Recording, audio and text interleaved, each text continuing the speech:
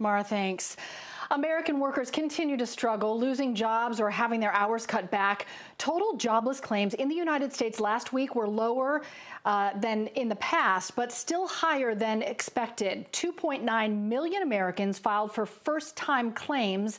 And even though claims peaked in mid-March, this is still the 8th straight week of unemployment claims in the millions of people. We won't know until next week where the unemployment rate in Georgia currently stands.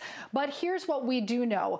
About 250,000 people, nearly 250,000 new unemployment claims were submitted just last week. Want to make sure we get those numbers right because they are so significant.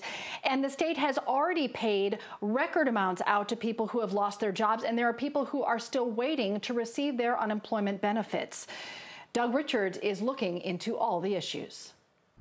Because many businesses can't operate fully or at all because of the pandemic, they're laying off and furloughing workers in record numbers.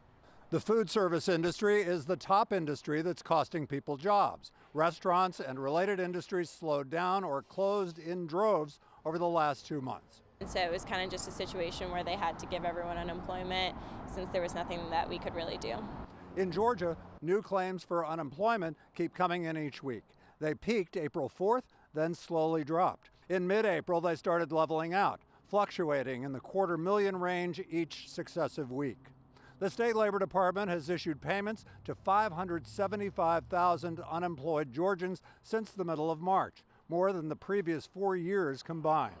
Some of those claims came from the auto sales industry, which has slowed down as well. Brian Butcher filed his claim following a furlough more than a month ago, but got no response. What was frustrating is all my coworkers got their benefits starting the week after we were furloughed up until last week, and I got nothing. Labor Commissioner Mark Butler says newly installed technology plus some human error has slowed down some unemployment claims. And they will most likely be approved as long as they can prove their situation. After we talked with Brian Butcher, we sent his complaint to the Department of Labor, and we learned early this afternoon that it got fixed. A small victory in a sweeping story of economic hardship.